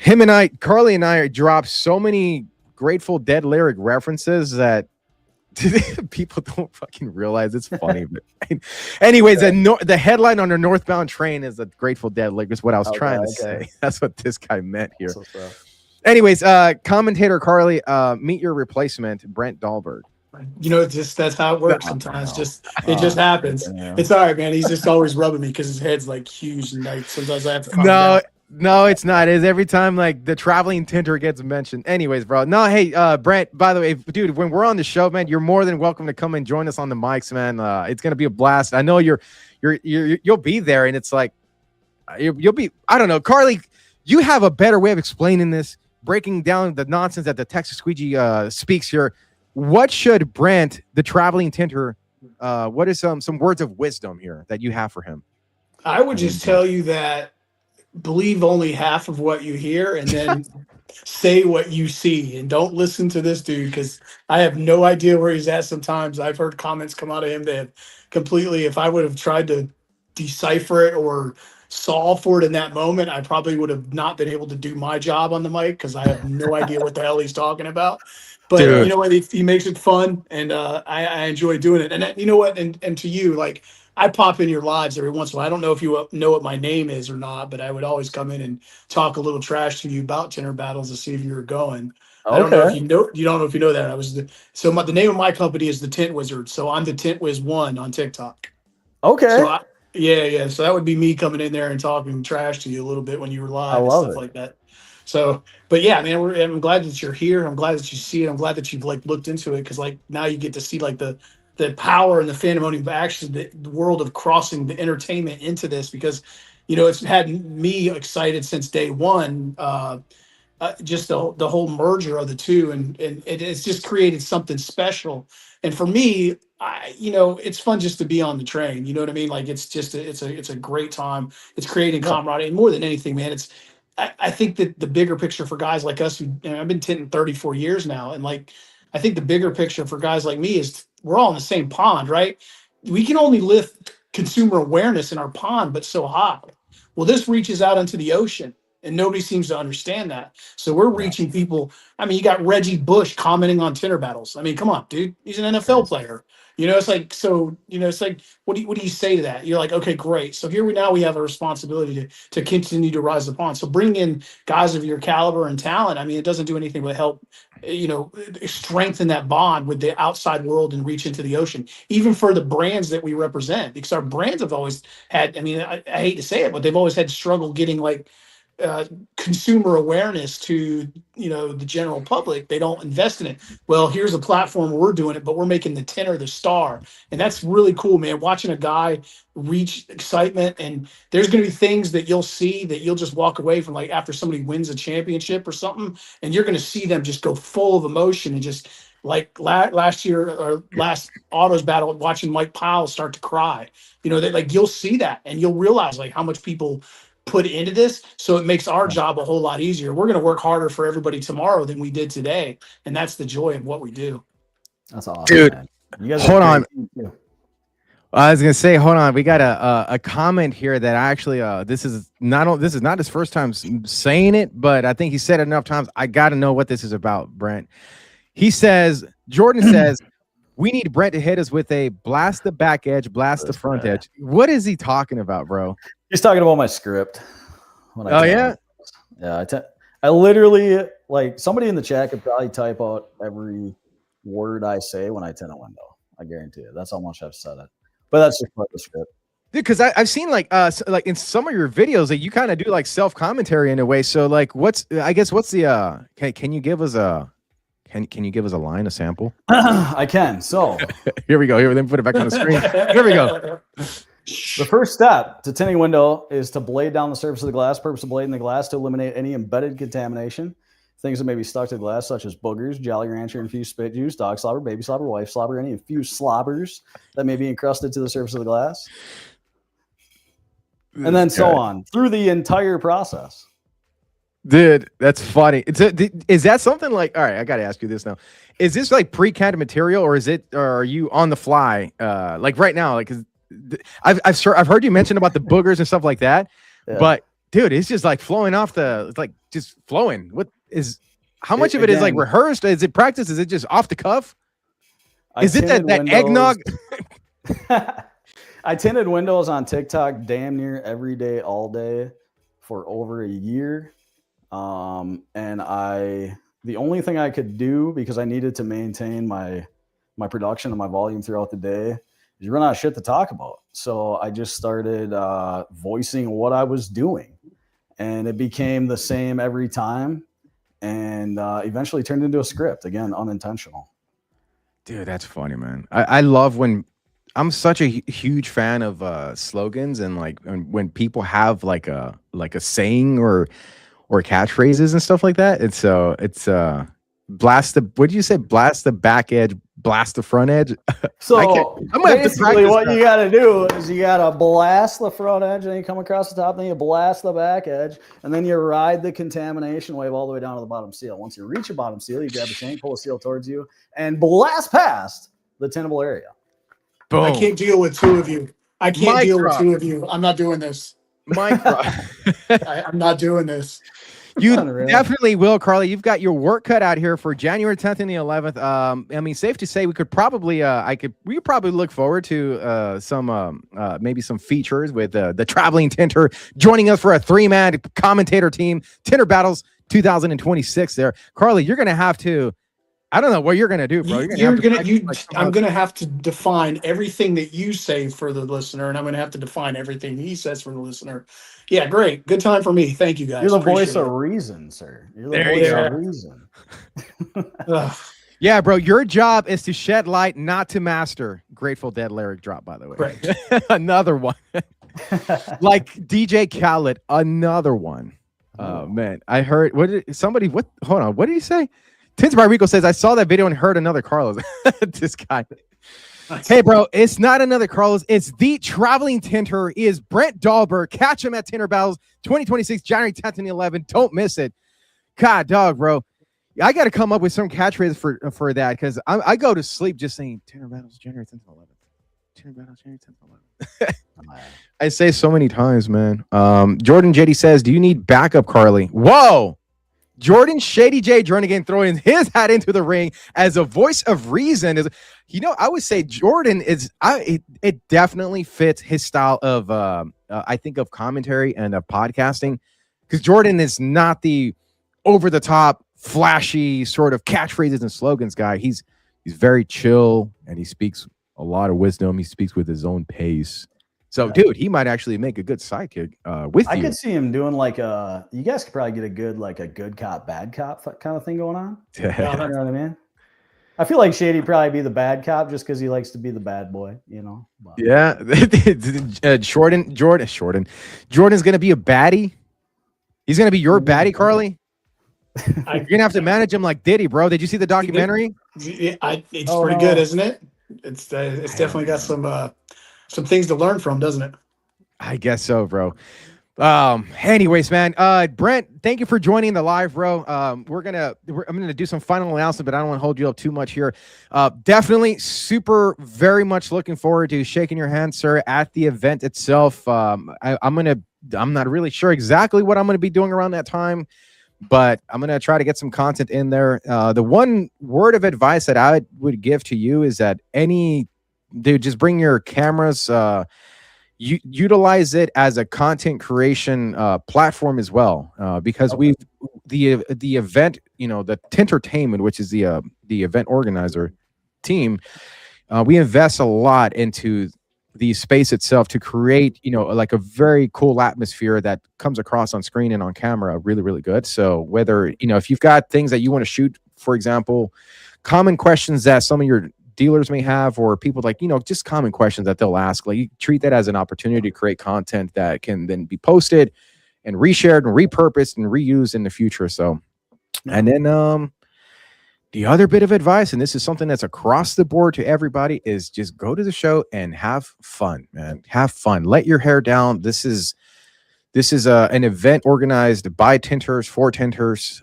David and I are one of the main organizers for this, along with a few others. But you know, David and I are at the forefront of all of this, and he's an everyday Tinter. I'm an everyday Tinter. We go to the shows. We go to every show. So, yeah, man, have fun. It's called Tintertainment for a reason. It's Tinters in Entertainment. Okay, dude. And then before we close out, how do people find you? Like, where can they find you if they want to communicate with you? Where do they find you? Traveling Tinter on Facebook, Traveling Tinter on TikTok, and then you can always call Geoshield and just tell them to put you on the phone with Brent.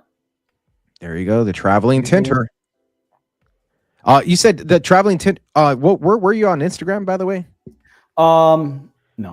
Am I showing so TikTok is Traveling Tinter. Sorry, man. Facebook and TikTok, Traveling Tinter. Got it. Yep. And then you go live. Is there specific times that you go live, or you just kind of go live whenever you can? No, I used to be live all day, every day as a shop owner. Now I try to fire up a live anytime. Anytime I got a squeegee in my hand, I'm firing up a live, whether it's making content or tinting after hours, whatever it is. But my daily duties is to help our dealers every single day, all day. Perfect.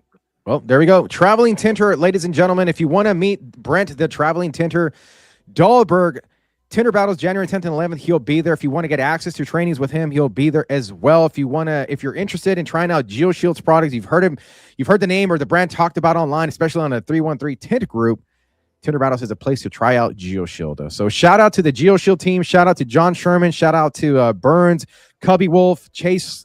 Is it Chase Lupe or Loop? Chase Loop. That guy's so funny, dude. Which, by the way, I gotta ask you about it before we head out. Dude, I saw this crazy video. Like, you guys were eating lunch, right? You're eating a normal human lunch, like, just a normal lunch, you know. This maniac is on the corner. What was he eating? He was eating something with ice cream, or no, Reese's, like a giant chocolate, right? Yeah, he had a giant Santa Claus Reese's, like that you would give someone as a gift at Christmas. He's just eating it as a snack. Dude, I saw that. I'm like, there's no way that this guy, like, that was his lunch. Like, but then again, if you know Chase, you'd be like, no, that's definitely Chase. That's Free definitely will. That's definitely Uncle Lou, the Tinter Tourney, man. That's how I met him, as Uncle Lou, the Tinter Tourney, a couple of years ago. So, dude, you guys have such a great chemistry. I hope he's coming to the show. Absolutely.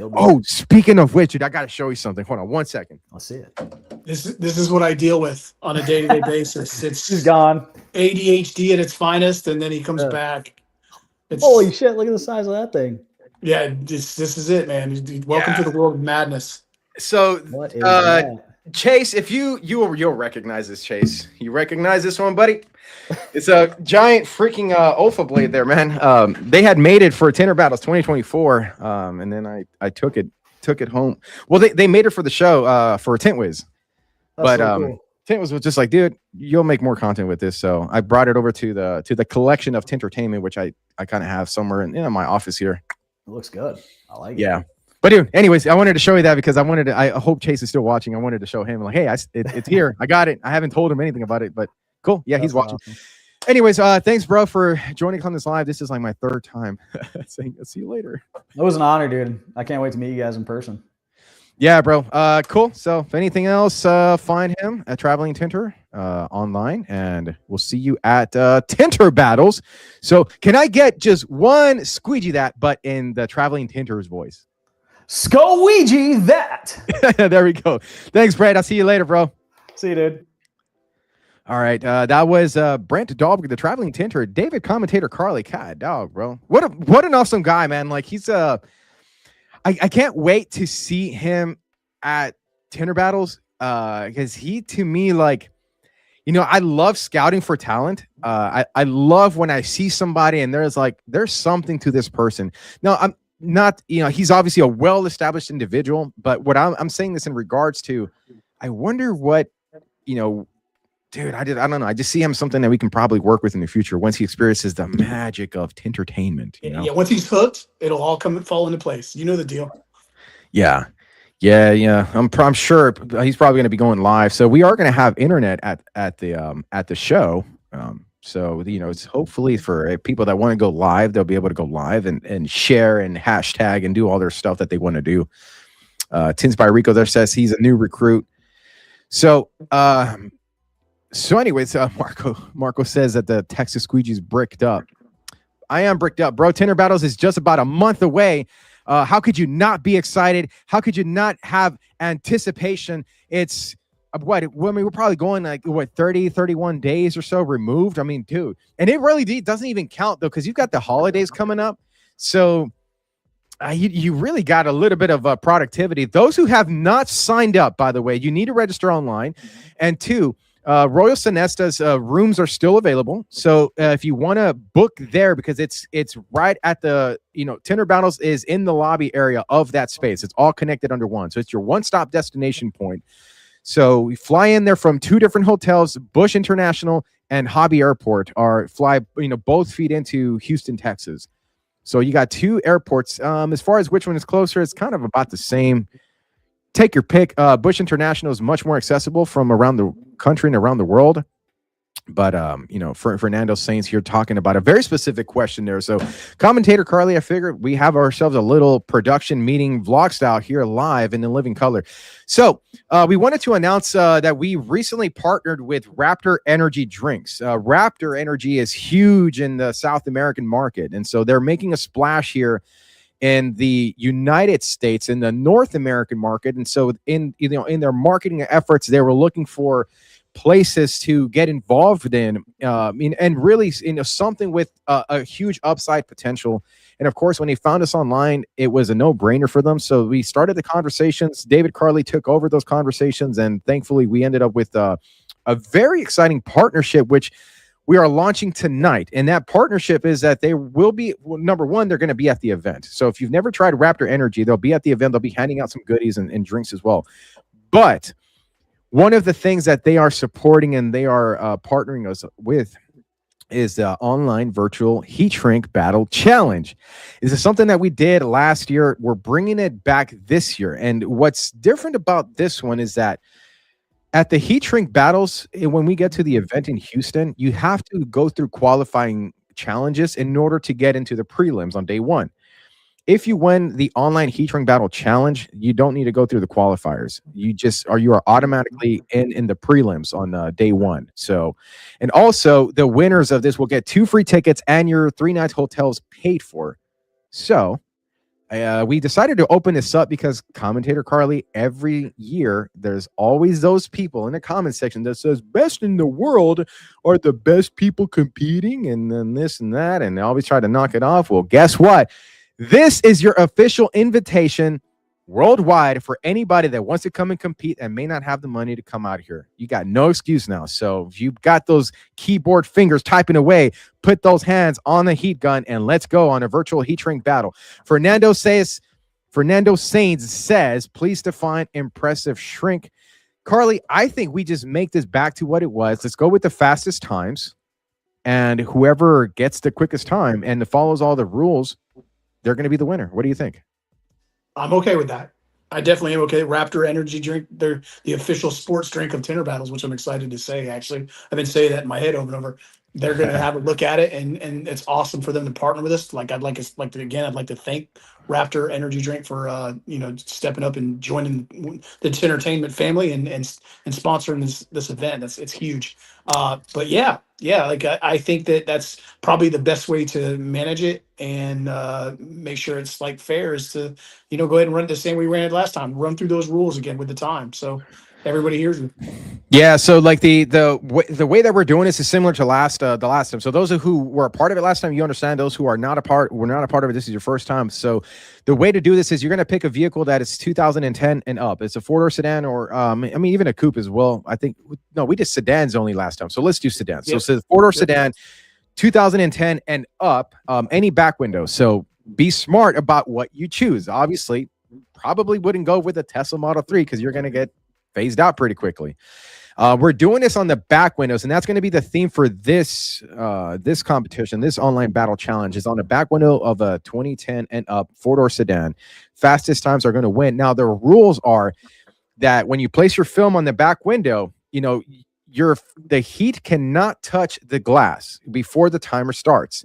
The timer has to be visible at all times. Many people were utilizing either a laptop on the hood, the laptop on the back of the trunk, or their phones, but the timer was visible at all times. So once you say go, hit the timer, and then you can start shrinking.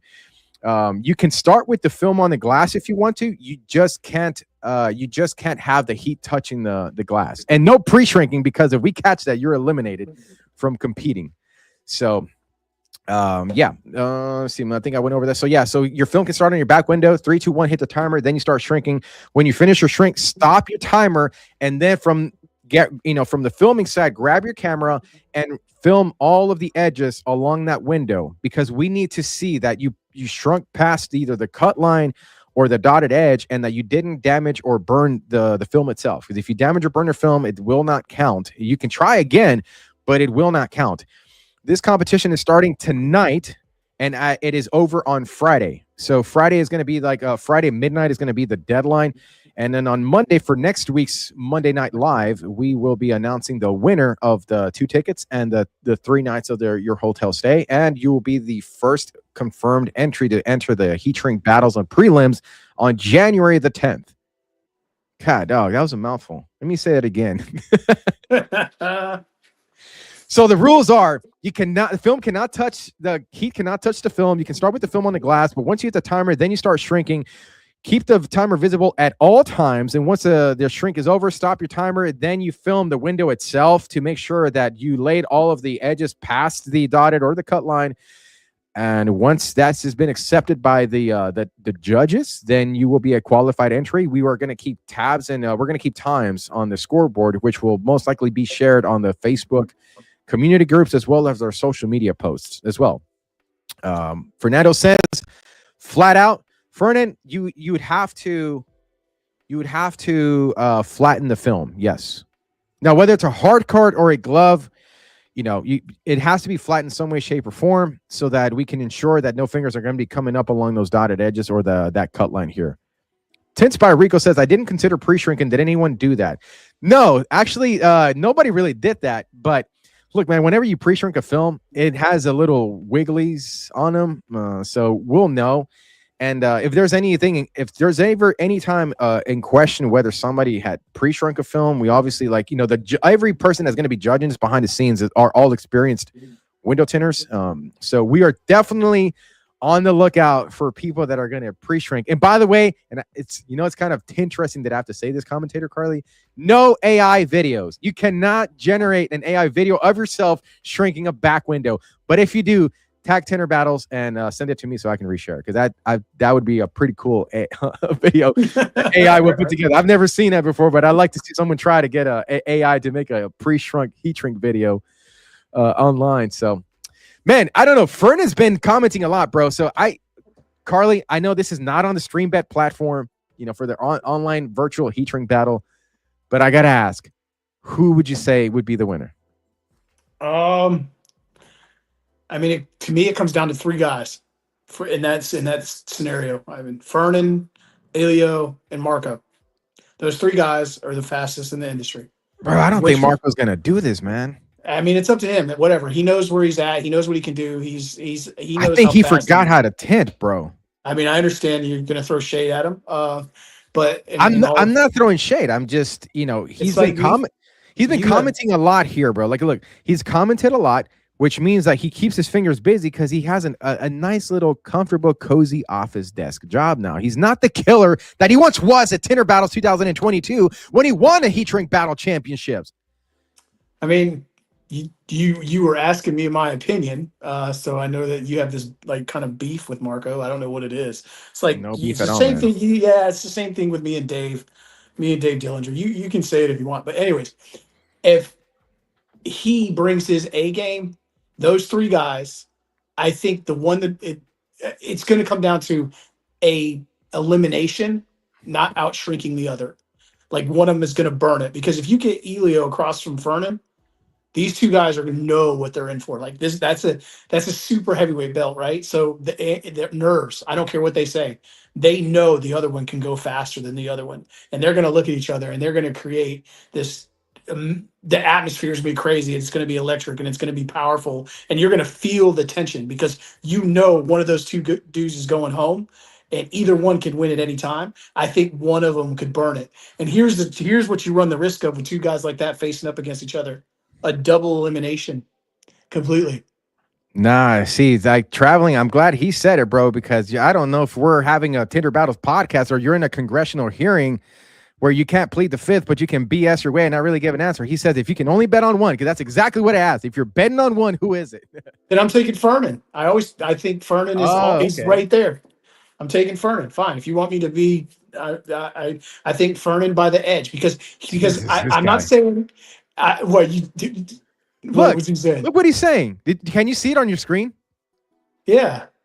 He's got 10 videos already since he saw the post. Okay. Good. This guy's locked and loaded, bro. He's got the magazine full. I know, yeah, totally. He's start firing shots, bro. I mean, yeah, this guy, he's gonna compete, man. Like, but this is pretty exciting because like it was only a couple of days ago, like that this was really formed because we had the Raptor energy drinks assigned on, and then we were thinking about like, man, what we want to bring back the virtual challenge because that was a pretty cool concept, and Tinter Battles is all about bringing out the best, whether it's the best in the world, the best in commentaries, the best in entertainment, the best in production, and obviously the competitors. It's one of the things that our goal every single year is to get, either not only just new or fresh people in the industry, but also to get some of the more experienced guys to come in because we want to elevate the skill set of where this industry is currently at. Now, a lot of it has evolved throughout the last couple of years, and there's some guys that are incredibly gifted and talented and skilled. But once you master a skill set, the only way to keep getting better is to put your mastered skill set against somebody else's mastered skill set. It's human versus human. Iron sharpens iron. And Fernando Sainz, dude, talk about iron. This guy is the Iron Man, who I think he won the Iron Man challenge at WFR. But where there's a battle, there is Fernan. And so that's your guy. Yeah, I think with the situation of how it is, him only having to do half of the windshield, and as strategic and mentally focused as he becomes, he's just like a machine. Yeah. And I'm not saying Elio isn't. I'm just saying, like, I mean, look, I'm not trying to discredit anybody else that's in the whole competition. Fucking badass too, though, dude, man. Yeah, this is what I mean. Like, so if you're asking me who has, I'll tell you why I picked Fernan. I'm picking Fernan because he trains like it's an Olympic sport. And I'm not saying Elio doesn't understand his craft, but he will videotape himself and he will go back and watch it and see where he can speed up and how. He's checking tips, angles. He's looking at it. He's studying. He's a student of what he's doing. So he is, I would start, to me, he's the professor because he's trying to evolve in that position and what he's doing. So it's completely different for me to watching him.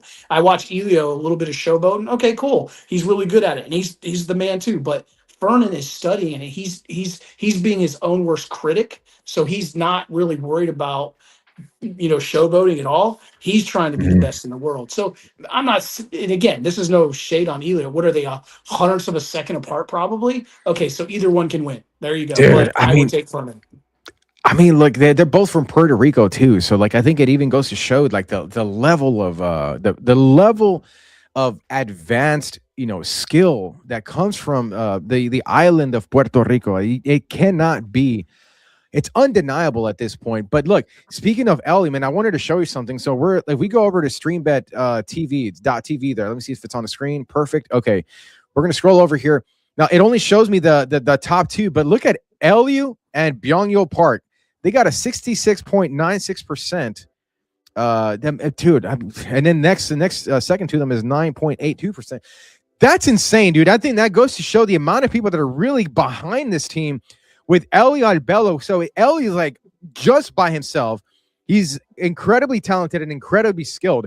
But then you put him with Byung-Yul Park, who is a master in his craft as well. And he's a master like a shaver on to get like these flawless, perfect edges on his windows. Man, this is going beyond the heat shrink battles. We're now talking to teams auto division. Dude, I kind of looking at the stats now, I have a hard time seeing how Byung-Yul and Ellie don't come out the winners in this.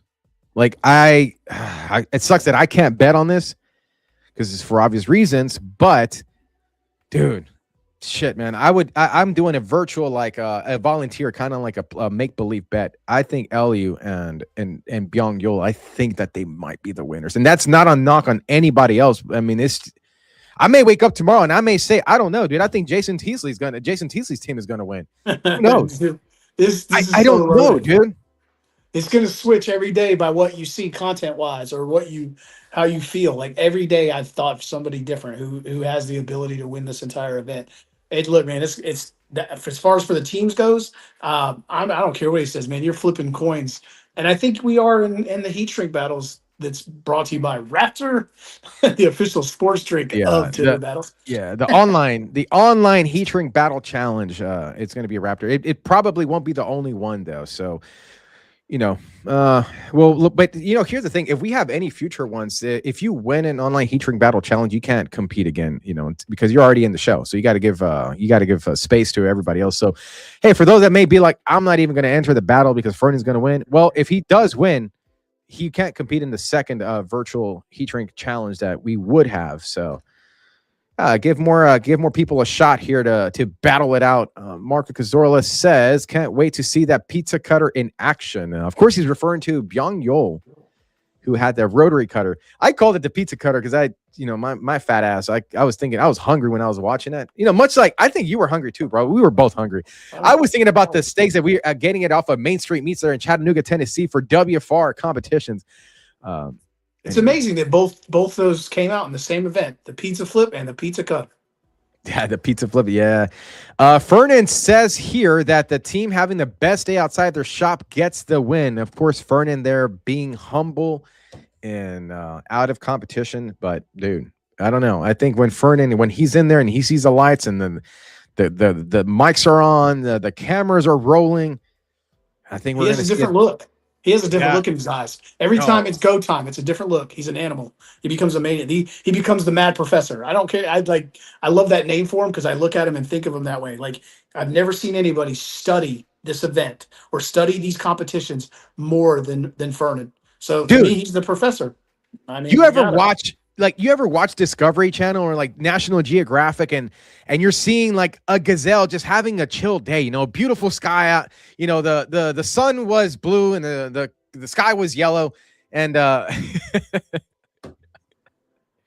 Grateful Dead reference. Nice. Anyways, but you ever see National Geographic where you see like a gazelle and they're just having a day grazing and stuff like that, and then you see like the lion, kind of creeping in the grass. But look, next time you see that, as a matter of fact, when we get off the show, everybody that's watching, I want you to go to National Geographic and I want you to look up, like search lion hunting in the wild, right?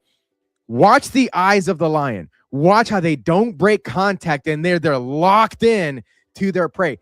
That is Fernan when he's in competition. Fernan goes in there and he's got the eyes of a killer, the eyes of what you would imagine Genghis Khan having whenever he was dominating and invading countries, what you're imagining the U.S. having as they're invading Venezuela. I think Fernan is going to come in here and I think he's going to invade the competition. I think he might have a regime change. He's going to topple off Mike Powell, Kyle Whalen, and we might be announcing a new teams division World Championship names. God, I can't wait for January 10th and the 11th, Carly. I don't know about you, bro. And you know what the best part about this is we keep forgetting about Kyle and Mike, Kyle Whalen and Mike Powell. We keep kind of like brushing past them.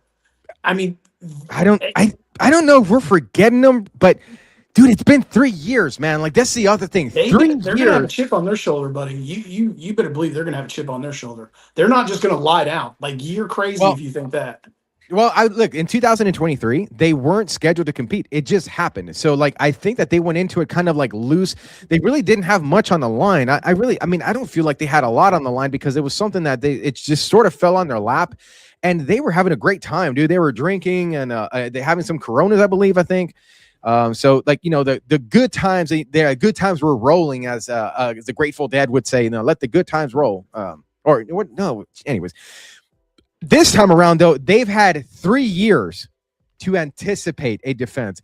And I don't know about you, Carly, but whenever it comes to showtime, whenever it comes to competitions, whenever it comes to entertainment, the more that you give yourself time to think, the more nervous and the more scared you get.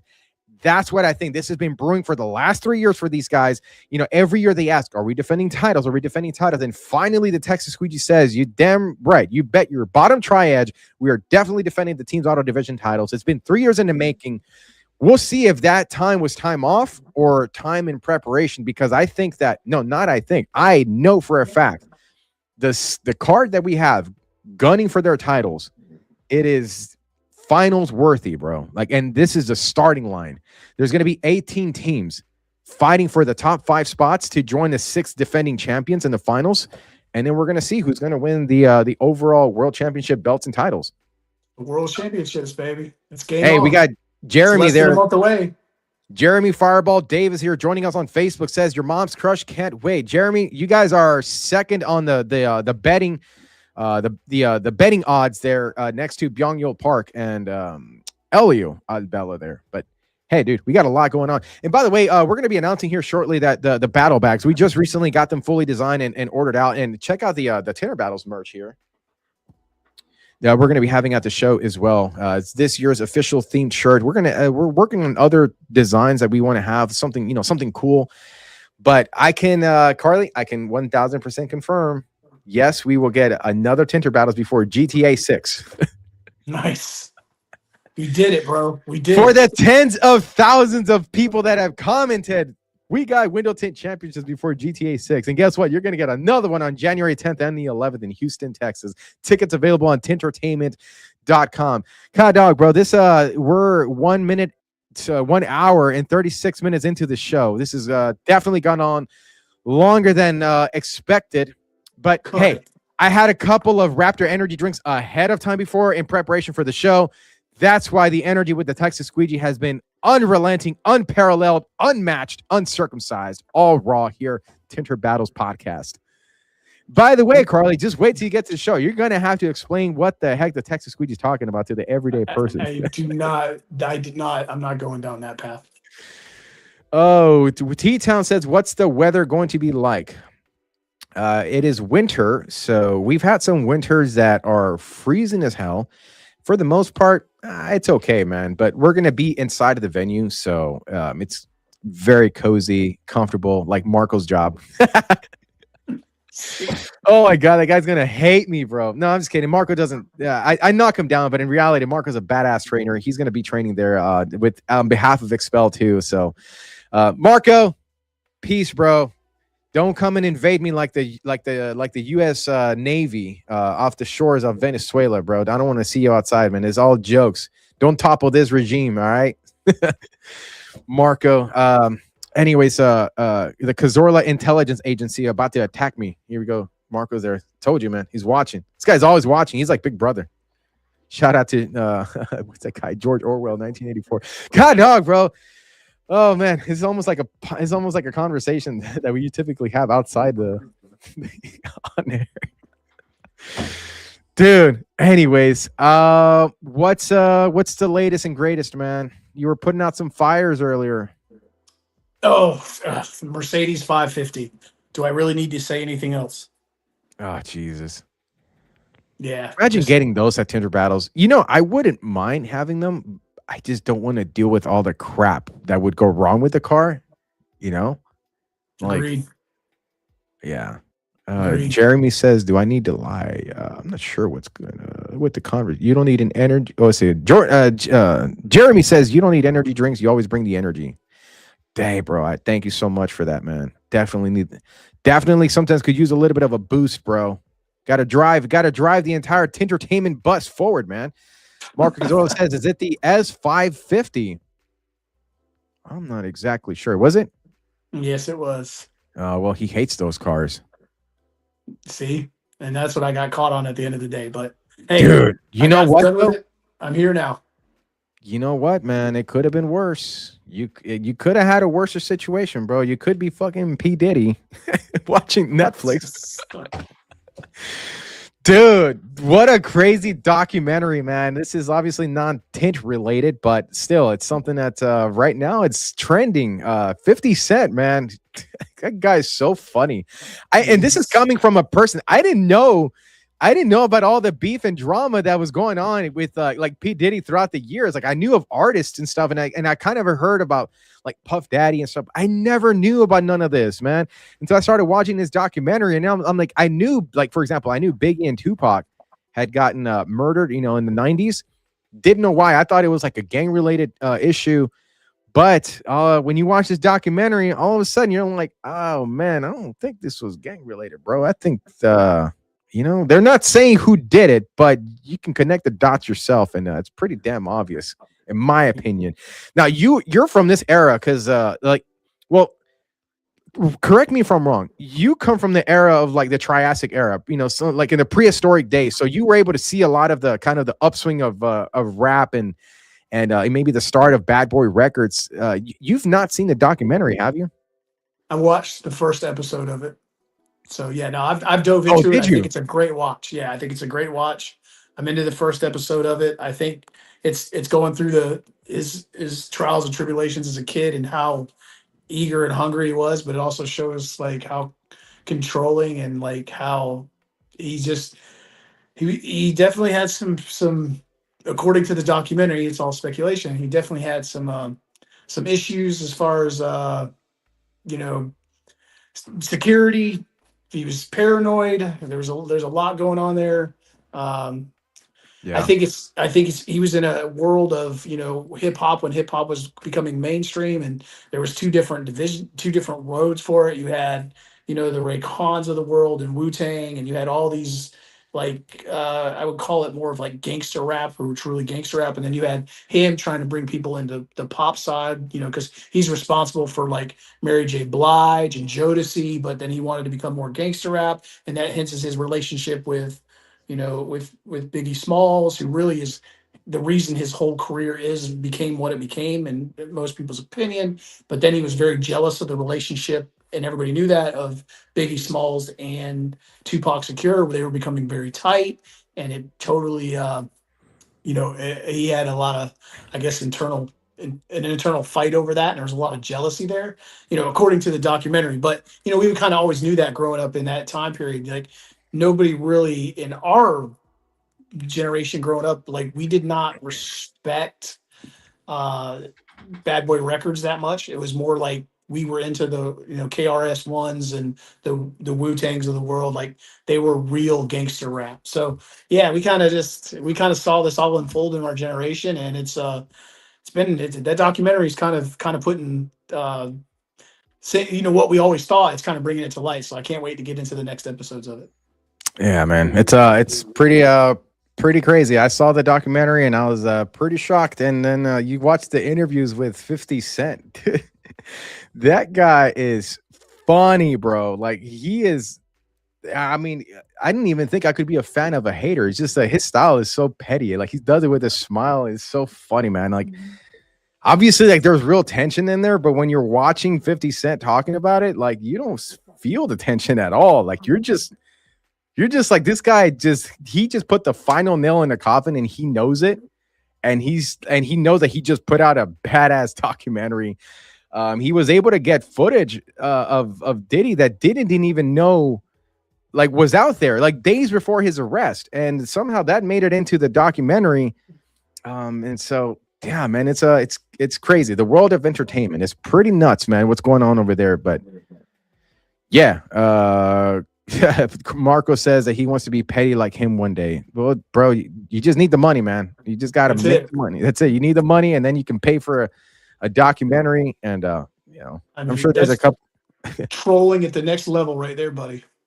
Yeah, that's nuts, man. It's pretty wild, pretty crazy. But hey, dude, bringing this back to Tinter Battles, less than I think we're about 30 days away or so. You know, tomorrow will be December the 9th, which marks the official setup day, 1 month from the setup day, January the 9th for Tinter Battles. Overall, how are you feeling? Great, man. You know, it's not like we don't talk every day. You know, no, I'm great, man. I'm excited. I'm just ready. It's pedal to the floor now. So everybody that's listening knows, like, we are working our ass off now. Like, it's game time, and it's fun. Now is when it gets fun. Now is when it gets really fun. Definitely, like fourth quarter. I mean, obviously the show itself, but in terms of the preparation for it, this is we're in quarter four, bro. Q4. It almost 2-minute warning. It's 4th and 10. We needed 10 yards to get in field goal range. We're down by 2 points. Yeah, no, we're there. That's where we're at. Man, it almost feels like 2025 was like a build up to January in a way. You know, it feels that way. I'm not saying, but I'm just saying, like, you know, at least it feels that way to me, you know, because every time we go to you know, some type of gathering, the questions were there, and obviously we were supposed to have Tinter Battles this year, but it didn't work out, and but instead we made it better and we turned it into what's going to happen in January 10th and the 11th, and everybody's invited. You know, as far as we're concerned, man, like, everybody's invited to this thing. There's no beef, there's no drama, there's no tension. Like, we're here to have a great freaking time. We're here to either crown, you know, defending champions or new champions. We're here to train on TINT PPF and flagless seminars. There's so much happening with this show, all jam-packed into 2, you know, back-to-back entertaining days. And so I'm pretty excited myself here. And then Jeremy says, probably final comment here before we close out. Feels like next week, but that's a drag race that I have. King of Grudge.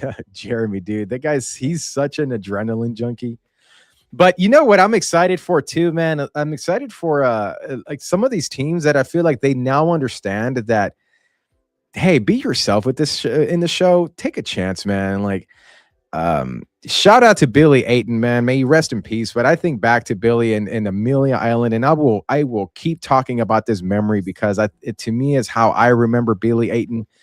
But when he came out on Amelia Island and he was dressed up as like Moses and tablets for the Tinter trivia, because Billy had so much industry knowledge that he played into it. To me, dude, like, I look back at one of those, like, hey, what are some defining memories of the shows that we host? I would say that was one of them to me, that if you could highlight a moment, it's that one right there, because you couldn't pull that off anywhere else. And the fact that he brought it to Tinter Battles and he came out and he surprised me with it, it just goes to show that it's kind of pretty difficult to be ridiculous at the show. And if you are a little ridiculous, it's on theme with what the program is. Again, man, the name, Tintertainment, Tinters in Entertainment. So, yeah. Well, take us home, brother. Yep. Cool, bro. Well, anyways, those of us who are still watching here, those final remaining remnants, the survivors of the Tinter Battles podcast, thank you for joining us here and hanging on to every last second and minute of the show. We met Traveling Tinter, so make sure you find him online, drop a comment, show him some love. He's going to be training at the TINT PPF Training Seminar at Tinter Battles. An incredibly rare opportunity to meet all kinds of trainers and try different products and different films to try out, see which film is your best fit for your journey. Also, for competitions, you can watch the most watched window tinting competition in the world. The World Championships comes to the teams auto division, teams flat glass divisions, and the singles division for the heat shrink battles. Witness some of your favorite competitors competing on there. Those who cannot make to the show, be sure to watch the live stream online. We are partnering with a production company in order to stream this online on Facebook and YouTube. Just search Tinter Battles and you'll see the live stream as well. If you want to fly in to airports, Hobby and Bush, fly right into Houston and stay at the Royal Sonesta. Rooms are still available, but they're starting to sell out. So make sure you book your rooms in advance and make sure you get in there. Right now, by the way, something I wish I would have mentioned earlier, Tint Hozilla is actually offering a giveaway for tickets. So if you go to the Tint Hozilla page on Facebook, he will give you some directions. If you want to get access to the event itself, you can get access for free tickets that he's providing for the show. So go to Tint Hozilla's Facebook page and follow the instructions, and you could be the lucky winner getting into Tinter Battles. We shared a video, by the way, Carly, Alicia Yancey, the live Tinter Battles 2024 was a life-changing event for her, and as it will be for many more in 2026, January 10th and the 11th. Dustin Gonzalez with the final question says, which airport is closer to Royal Sonesta? They're both pretty much at similar distances, so whichever one you can get access to is good enough. I personally am going to tell you, go to Hobby, but Hobby doesn't have access to a lot of places. Hobby is more of a small town airport feel in a big city. Bush is the crazy. Bush is like 313 window tint, and then Hobby is like Film Pros in a way, smaller, easier to navigate, and the other one is much bigger and crazier. So that's take your pick. Either or, bro. Just make it to the show some way, somehow. I think we've got some news with Dustin Gonzalez, but I won't say anything until I can confirm that for sure. So anyways, Carly, final words here, words of wisdom here for the audience as we close out the show. Yeah, good luck on the video for Raptor Energy Drinks, the 3 nights and 2 free tickets to the event. I mean, I wish everybody the best of luck on that. I look forward to watching those. And hey, this is 1 week closer to the World Championships, man. I'm excited. Yeah. The online virtual heat shrink battle challenge is live as of right now. So if you make those videos, post them online, tag Tinter Battles, get it in front of one of our feeds, and we will be selecting the winner on next Monday, same time, same place here. But the challenges are over on Friday Friday at midnight. So there you go. Online heat shrink battle challenge, go. So thank you everybody for joining us. This has been a Tintertaining time. We're just about out of time. This has been David, the co-host, co-commentator, Cool View, Carly, joining the Glass and Film Tilling. Jesus, I slipped on that one. Hold on, man. Thank you for joining here at the Glass Hitting, Filming, and Tinter-Breeding, Hell-Raising, Trailblazing, the one-of-one, often imitated, never duplicated, the voice that's been heard by millions and millions around the world. Thank you for joining here on behalf of the Texas Squeegee. We can't wait to see everybody here, same time, same place, and in January 10th and the 11th, tickets available on tintertainment.com. Signing out, everybody. Squeegee.